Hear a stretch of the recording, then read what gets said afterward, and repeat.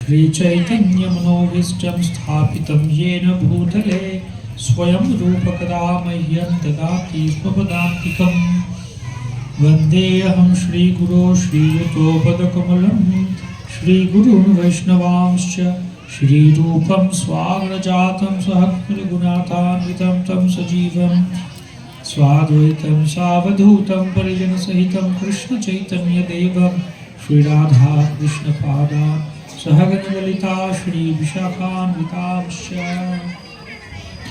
नमो विष्णुपादाय कृष्णपृष्ठाय भूतले श्रीमते भक्तिवेदान्त स्वामिनिति नामिने नमस्ते स्वारस्वते देवे गौरवाणी प्रसादिने निर्विशेषशून्यवादी पश्चात्देशतारिणे वंशाकल्पतरुभ्यश्च कृपा सिन्धुभ्य एव च पतितानां पावनेभ्यो वैष्णवेभ्यो नमो नमः। श्रीकृष्ण चैतन्य प्रभु नित्यानंद श्री अद्वैत गदाधर श्रीवासदि गौरभक्तवृंद हरे कृष्णा कृष्ण कृष्ण हरे हरे हरे राम राम राम हरे हरे।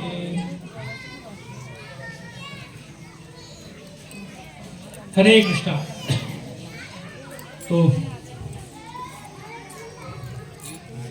আপনাদের সামনে আর কি বলার আছে, আপনারা সবাই মহাভাগ্যবান।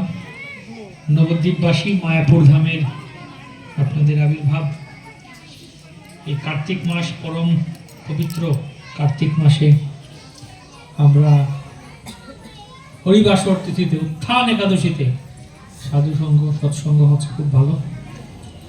তাই আমরা শিখবো আপনাদের কাছ থেকে, ঠিক কিনা? আপনারা শেখাবেন। ঠিক যেরকম একটু আগে প্রভু বলছিলেন সত্যভামাদেবীর কথা, যে তিনি কৃষ্ণ বললেন গুণবতী, তিনি দামোদর ব্রত করেছিলেন নিষ্ঠা সহকারে, যার ফলে তিনি সত্যভামা হয়ে তিনি এলেন ভগবানের মহিষী বা স্ত্রী রূপে। এইভাবে আপনারাও অনেক অনেক ব্রত তপস্যা করেছেন আগের জন্মে নাকি, এখন নবদ্বীপ ধাম মায়াপুর ধামে জন্ম হল। তো এই নবদ্বীপ ধাম মায়াপুর ধাম সেটা সাধারণ জায়গা না। হয় না আজকাল যে যেখানে জন্ম হয়, জন্ম হওয়ার পর তারপর পড়াশোনা করার পর চলে যায় শহরে পড়াশোনা করতে, আরো উচ্চতর ডিগ্রি লাভ করতে, ওখানে চাকরি করে নিজের বাড়ি বানায়। তো গ্রামে বাবা মায়ের বাড়ি পড়ে থাকে, জন্মস্থান পড়ে থাকে, আর ছেলে গিয়ে শহরে গিয়ে ওই চাকরি করে লোন করে ছোট্ট একটা 1 BHK ফ্ল্যাট কিনে, ছোট্ট একটা ফ্ল্যাট কিনে থাকে। তো যতই যাই হোক, ছোট্ট ফ্ল্যাট হোক আর গ্রামে তার বড় বাড়ি হোক, কিন্তু তার কাছে এই ছোট্ট ফ্ল্যাটটাই তার এখন এটাই থাকবে, এটাই তার প্রিয়। অনেকে তো বাবা মা মারা গেলে গ্রামের বাড়ি বিক্রিও করে দেয়, যে কি আর হবে ওটা রেখে বিক্রি করে, আমার বাড়ি এটা। এইভাবে কৃষ্ণ বলরাম শ্রীমতী রাধারানী, ওনাদের জন্ম কোথায় হয়েছিল, আবির্ভাব কোথায় হয়েছিল? বৃন্দাবন ধাম। বৃন্দাবন ধাম হচ্ছে কৃষ্ণ রাধা কৃষ্ণ ওনাদের বাবার বাড়ি, ওখানেই বেড়ে উঠে সব কিছু করেছেন। কিন্তু তাদের লীলাস্থান কোথায়? আসলে নবদ্বীপ ধাম। কিভাবে? একবার রাধারানী শৃঙ্গার করছেন, সাজগুলো করছেন, শৃঙ্গার করছেন। উনি কৃষ্ণের কাছে যাবেন কুঞ্জে, সেখানে কৃষ্ণের সাথে লীলা হবে, যাবেন সেখানে। এমন সময় এলেন নারদ মুনি এসে বললেন যে হে মাতা, আপনি কেন এখানে এত সাজগুজ শৃঙ্গার করছেন, কি ব্যাপার? তো রাধারানী বললেন যে আমি তো কৃষ্ণের কাছে যাব, প্রভুর কাছে যাব। বললেন আপনি তো প্রভুর কাছে যাবেন বলে এত শৃঙ্গার করছেন, কিন্তু প্রভু তো ওইদিকে অলরেডি লীলা শুরু করে দিয়েছেন। তো শুরু করে দিয়েছেন, কার সাথে শুরু করে দিয়েছেন? বলছেন বিরজা সখীর সাথে। কৃষ্ণ, আমি দেখে এলাম এখন এই মাত্র যে কুঞ্জে কৃষ্ণ এবং বিরজা সখী তারা দোলনায় দোল খাচ্ছেন, ঝুলন যাত্রা করছেন, ঝুলনে। রাধারানী তো একদম শুনে রেগে মেগে আগুন, আমাকে ছেড়ে কৃষ্ণ এরকম বললেন। তিনি দৌড়ে এলেন। যখন রাধারানী এলেন বুঝতে পারলেন, তখন কৃষ্ণ গায়েব হয়ে গেলেন, উধাও হয়ে গেলেন, অদৃশ্য হয়ে গেলেন। বিরজা সখী দেখছে, আরে এ তো ভীষণ বিপদ, কৃষ্ণ আমাকে একা ফেলে চলে গেলেন, রাধারানীর সামনাসামনি আমাকে হতে হবে। তখন বিরজা সখী কি হয়ে গেলেন? নদী হয়ে গেলেন। সেই থেকে বিরজা নদী। আর এদিকে কৃষ্ণ অদৃশ্য। রাধারানী দেখছেন কি ব্যাপার, কৃষ্ণও নেই, বিরজা সখীও নেই, কিভাবে ধরবো এদেরকে? রাধারানী ভাবছেন যে কেন এরকম হয়, বারবার দুঃখ পেলেন যে বারবার আমি কৃষ্ণের এত সেবা করি, এত প্রেম প্রীতি, কিন্তু কৃষ্ণ কেন আমাকে ছেড়ে বারবার চলে যান বা অন্যদিকে তিনি ধাবিত হন, কেন এরকম হয়? কিভাবে আমি কৃষ্ণকে সবসময় আমার কাছে আটকে রাখতে পারি? কি করলে কৃষ্ণ সন্তুষ্ট থাকবেন সবসময়? করলেন কি তিনি গঙ্গা আর যমুনার মাঝখানে একটা দ্বীপ বানালেন, আর বৃন্দাবনের কুঞ্জলতা সবকিছু নিয়ে এলেন। বৃন্দাবনের বৃক্ষ, কুঞ্জলতা, ফুল ফল, পাখি, পশু পাখি, ভ্রমর, সমস্ত কিছু নিয়ে এসে এই দ্বীপটাকে বৃন্দাবনের মতোই, তার থেকেও আরো বেশি সুন্দর করে সাজিয়ে দিলেন। কিন্তু আরো বেশি সুন্দর সাজালেন তিনি, এই সুন্দর করে সাজিয়েছেন। তখন কৃষ্ণ এখানে এলেন, এবং কৃষ্ণ এসে তখন শ্রীমতী রাধারানীকে বললেন যে এই যে স্থান তুমি নির্মাণ করলে, এত সুন্দর স্থান, এটা হচ্ছে নব বৃন্দাবন। এটা আমার সব থেকে প্রিয় স্থান, প্রিয় ধাম। আমি কথা দিচ্ছি, আমি কখনো এই স্থান ছেড়ে যাব না, আমি সবসময় এই স্থানে অবস্থান করব, এবং কলিযুগে আমি এই স্থানে এসে আমার লীলাবিলাস করব, আমি নাম প্রেম বিতরণ করব। যারা আগের যুগে অন্যান্য অবতারে যে সমস্ত অসুরেরা, যে সমস্ত লোকেরা কৃপা পায়নি, প্রেম পায়নি, তারা এই অবতারে জন্মগ্রহণ করবে এবং তারা আমার কৃপা পাবে, প্রেম পাবে এই অবতারে এসে।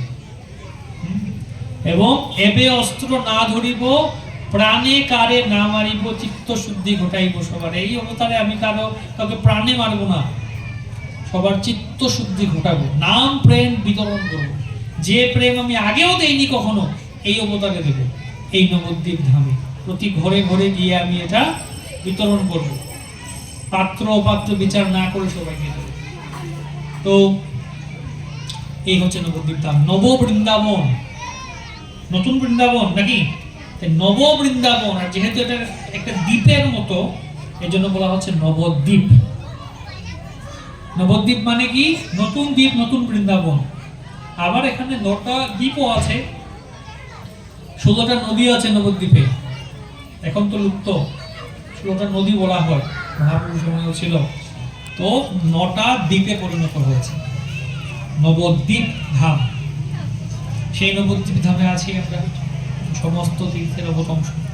তো অনেক কথা আপনারা শুনছেন, কদিন ধরে আরো শ্রবণ করবেন। ভীষ্ম পঞ্চক আজকে, বিশেষ তিথি, ভীষ্মদেব উপবাস করেছিলেন। আজকে উত্থান একাদশী, ভগবান উঠলেন। শয়ন একাদশী, 4 মাস আগে শয়ন একাদশী ছিল, তখন ভগবান ঘুমিয়ে গেছে। এই জন্য চাতুর্মাসের 4 মাস কোনো ব্রত করে, চাতুর্মাস 4 মাস কোনো সংস্কার আদি হয় না। বিবাহ চাতুর্মাসের মধ্যে হয় না, গৃহপ্রবেশ এই সময় চাতুর্মাসের মধ্যে ভগবান ঘুমিয়ে আছে কিনা, ভগবানকে ডিস্টার্ব করা হয় না। তারপরে মাঝখানে ছিল পার্শ্ব একাদশী, আমরা ঘুমানোর মধ্যে হয় না এরকম, আমরা ঘুমিয়ে আছি, তারপরে ঘুমোতে ঘুমোতে একবার পাশ ফিরে এদিকে শুই, কখনো ডান দিকে কখনো বাঁ দিকে, মাঝরাতে ঘুরে শুই। তো ভগবান চাতুর্মাসের শুরুতে শয়ন একাদশীতে শয়ন করলেন, ঘুমিয়ে গেলেন, আর তারপরে এলো কিছুদিন পর পার্শ্ব একাদশী, তিনি পার্শ্ব পরিবর্তন করলেন, পাশ ফিরে ঘুমাচ্ছেন। আর এই আজকে হচ্ছে উত্থান একাদশী, আজকে ভগবান জেগে উঠলেন, উঠে গেলেন ভগবান। এই ভগবান যখন উঠে দেখবেন যে আমার ভক্তরা ব্রত করছে, আমার কথা শুনছে, ভালো করে ভক্তি করছে, ভগবান খুশি হবেন কিনা? হ্যাঁ, খুশি হবেন কিনা? তো এই জন্যই বিশেষ এই 4 দিন 5 দিন যে ব্রত, ভগবান আজকে থেকে উঠলেন, তাই এই 5 দিন আমরা ভগবানকে সন্তুষ্ট করার জন্য ভীষ্ম পঞ্চক ব্রত করি। এই ভগবান জেগে উঠেছে, কত খুশির ব্যাপার, আনন্দের ব্যাপার। তো কত ভালো হরি কথা শোনা, ভাগবত কথা শোনা, কত ভালো কথা। তো এই নবদ্বীপে আমরা জন্ম হলো, আমরা এই নবদ্বীপে আছি, এটা সৌভাগ্যের ব্যাপার। তো সেই জন্য এই সৌভাগ্য পর্যন্ত না হারাই আমরা, ঠিক কিনা? গৌরা প্রভু না ভজিয়া মইনু, প্রেম রতন ধন হেলায় হারাই, অধনে যত্ন করি ধন দেয়া গিনু। আমরা অধনে যত্ন করছি আর ধন ত্যাগ করছি, সেটা যেন না হয়। তো আপনারা শুনেছেন সেই লীলা, মহাপ্রভু বিভিন্ন লীলা শুনেছেন, তার মধ্যে একটা জগাই মাধাই উদ্ধার শুনেছেন তো সবাই নাকি? কাহিনী জানেন, গল্প জানেন, জগাই মাধাই উদ্ধার করেছিলেন। জগাই মাধাই কে ছিল? কে ছিল জগাই মাধাই? এই নবদ্বীপেরই বাসী ছিল, নবদ্বীপেরই বাসিন্দা ছিল। তো জগাই মাধাই দুই ভাই ছিল, ব্রাহ্মণের সন্তান, এবং তারা ব্রাহ্মণের সন্তান হলে কি হবে, জন্ম থেকে তারা এত পাপ করতো, এত পাপের মগ্ন ছিল যে পাপের শেষ নেই। এমন এমন পাপ, তারা সকালবেলা উঠে বসতো, শাস্ত্র পড়তো, শাস্ত্রে দেখতো, এই জগা দেখতো শাস্ত্রের মধ্যে কোন কোন পাপের কথা বলা হয়েছে, কোন পাপ করলে কোন নরকে যাব। জগাই মাধাই বসে বসে দেখতো, যে গুনত যে না অমুক পাপ করলে অমুক নরকে যাবে, এই পাপ করলে ওই নরকে যাবে, এবং ওই নরকটা খুব ভয়ানক, ওই নরকটা আরো ভয়ানক। তাহলে বললো ঠিক আছে, আজকে আমাদের টার্গেট হচ্ছে ওই পাপ করব। যে পাপ করলে যে নরকে যাবে আগে শুনতো, তারপরে তাহলে ওই পাপগুলি করবো আছে। এরকম দেখে দেখে শাস্ত্র পড়ে পড়ে পাপ করতে পারে। মানুষকে হত্যা করলে, কাউকে হত্যা করলে পাপ হয়, শাস্তি হয়। আর যদি ব্রাহ্মণ হত্যা করা হয় আরো কত ভয়ানক। সাধারণ মানুষ হত্যা করলে একটা তো আছেই পাপ, তার মধ্যে ব্রাহ্মণকে হত্যা করলে আরো কত পাপ। তাহলে ব্রাহ্মণকেই মারি, চল ব্রাহ্মণকেই ধরে মারবো। এমন এমন পাপ করতো জগাই মাধাই। তো যাই হোক, চৈতন্য মহাপ্রভু আদেশ দিলেন হরিদাস ঠাকুর এবং নিত্যানন্দ প্রভুকে, যে শুনো শুনো নিত্যানন্দ, শুনো হরিদাস, সর্বত্র আমার আজ্ঞা করো প্রকাশ, প্রতি ঘরে ঘরে গিয়া করো এই ভিক্ষা, বলো কৃষ্ণ ভজ কৃষ্ণ, করো কৃষ্ণ শিক্ষা। সবার ঘরে ঘরে গিয়ে ভিক্ষা করো। ইহা বই আর না বলিবা বলাইবা, দিন অবসানে আসি আমারে কহিবা। সবার ঘরে ঘরে গিয়ে নক করো, হরে কৃষ্ণ, বাড়িতে আছেন কেউ? হ্যাঁ, আজ কি আছে? হরে কৃষ্ণ মহামন্ত্র জপ করুন, হরি নাম করুন। আপনার ভিক্ষা চাইতে এসছি আপনার বাড়িতে, ভিক্ষা চাইতে আসে না বাড়িতে সবাই? আমরা আপনার বাড়িতে ভিক্ষা চাইতে এসছি। কি ভিক্ষা চাইতে এসছেন? টাকা পয়সা, চাল ডাল, কি চাই না? আমরা এটাই চাই যে আপনি হরে কৃষ্ণ মহামন্ত্র জপ করুন। এই হচ্ছে আমাদের ভিক্ষা। এই ভিক্ষাটা দিন আমাদেরকে, যে আপনারা হরিনাম করুন, হরে কৃষ্ণ জপ করুন। তো মহাপ্রভু বললেন, এটাই বলো, সবাইকে বলাবে, এটা ছাড়া আর কিছু বলাবে না। আর সারাদিন ভিক্ষা করবে, সারাদিন ভিক্ষা করে সন্ধ্যার সময় এসে দেখো কতটুকু হয় জমা হয়েছে, চাল ডাল কতটুকু পেলাম। তো মহাপ্রভু সারাদিন ভিক্ষা করে এসে আমাকে সন্ধ্যায় এসে বলবে যে কতজন হরিনাম করলো, রিপোর্ট দেবে।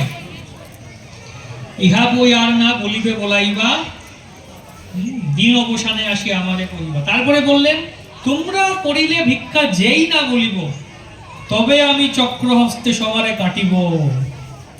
তোমরা ভিক্ষা করো, আর তোমাদের ভিক্ষায় যারা যারা হরে কৃষ্ণ মহামন্ত্র বলবে না, আমাকে সে রিপোর্ট করবে যে অমুক বাড়িতে গেলাম,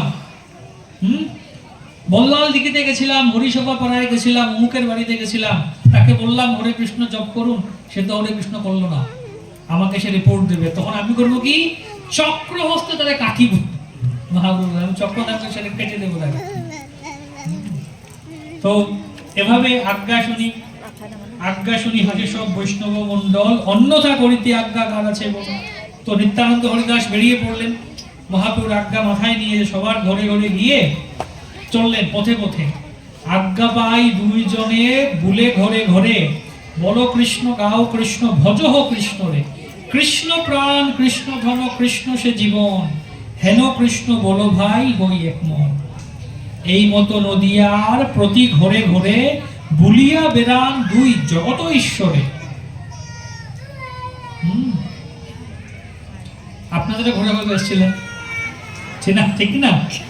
আপনাদের পূর্বপুরুষ যারা ছিলেন, কয় পুরুষ আগে হয়? 500 বছর আগে, হ্যাঁ, 10-15 পুরুষ হবে নাকি এরা 500 বছর আগে আপনাদেরও।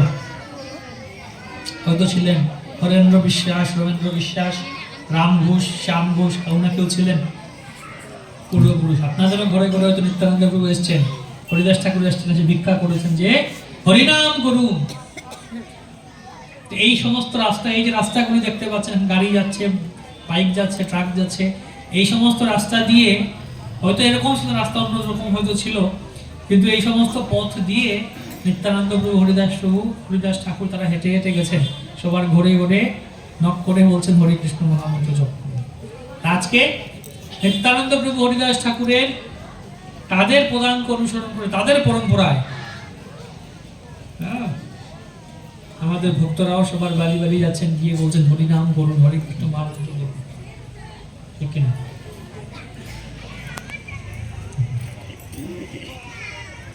তো এই হচ্ছে পরম্পরা। তো যাই হোক, এভাবে চলছে। আমি সংক্ষেপে বলি যে সেই লীলাটি নিত্যানন্দ হরিদাস এরকম সবার ঘরে ঘরে যাচ্ছেন, বলো কৃষ্ণ, ভজ কৃষ্ণ, করো কৃষ্ণ শিক্ষা। লীলাটা সংক্ষেপে বলছি কারণ আমি লাস্টে আসবো, লাস্টে কিছু মজার কথা আছে। সবাই কাছে শিক্ষা করছেন।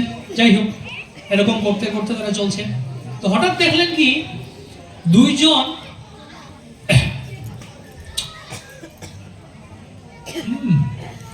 তো যাই হোক, নিত্যানন্দ হরিদাস ঠাকুরকে দেখে অনেক অনেক কথা বলতে লাগলো।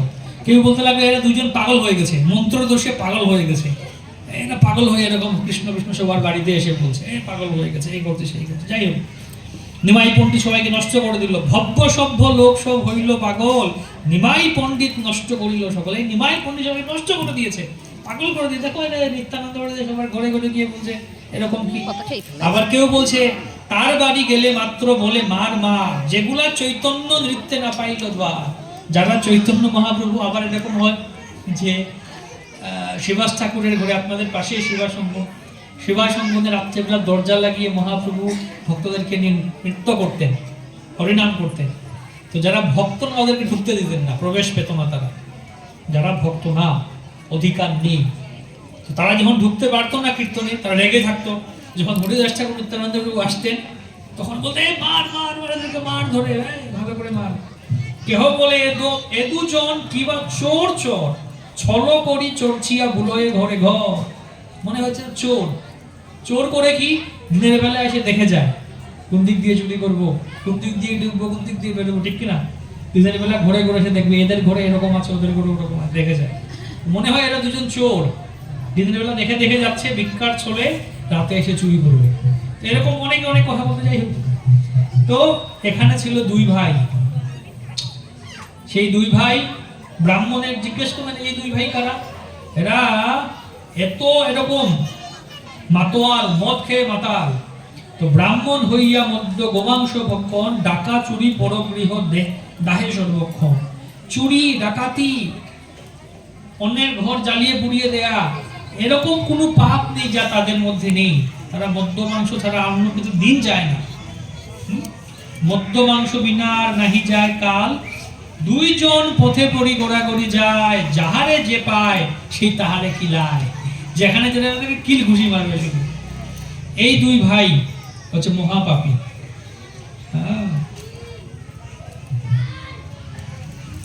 যাই হোক, সংক্ষেপে আমরা বলছি যে এই দুই ভাইকে পরে নিত্যানন্দ প্রভু গিয়ে বললেন হরিনাম করতে। তারা হরিনাম করলো না, উল্টো তেড়ে এলো, মারতে এলো।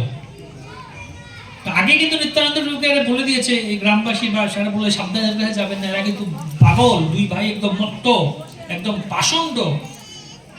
আপনাদের সন্ন্যাসী জ্ঞান করবে না, ব্রাহ্মণ জ্ঞান করবে, বলে আরো মারবে, পেটাবে আরো বেশি করে। তারপরে নিত্যানন্দ প্রভু ভাবলেন কি, যে মহাপ্রভু এসছেন পাষণ্ড উদ্ধার করতে, জীবে পতিতকে উদ্ধার করতে। যদি এই দুই ভাইকে উদ্ধার করেন তাহলে সব থেকে এরা হচ্ছে ভালো ক্যান্ডিডেট উদ্ধার করার, এদেরকে উদ্ধার করব। তো নিত্যানন্দ প্রভু হরিদাস ঠাকুর গেলেন তাদের কাছে, গিয়ে বললেন হরিনাম করতে, তেড়ে ফুড়ে এলো। নিত্যানন্দ প্রভু হরিদাস ঠাকুর পালিয়ে গেলেন সেদিন। পরে আরেকদিন এলেন, আরেকদিন আসার পর বললেন এরকম।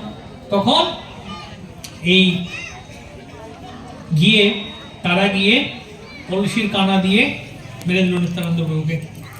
তখন এই খবরটা পৌঁছে গেল চৈতন্য মহাপ্রভুর কাছে। চৈতন্য মহাপ্রভু তখন রেগে এলেন এবং তিনি যখন দেখলেন যে নিত্যানন্দ প্রভুর কপাল দিয়ে রক্ত পড়ছে। তখন তিনি রেগে সুদর্শন চক্রকে আহ্বান রাখলেন, নিজেকে আগে বলেছিলেন চক্র হস্তে কাটবো আমি, সুদর্শনকে তিনি আহ্বান, সুদর্শন সুদর্শন, সুদর্শন চলে এলো।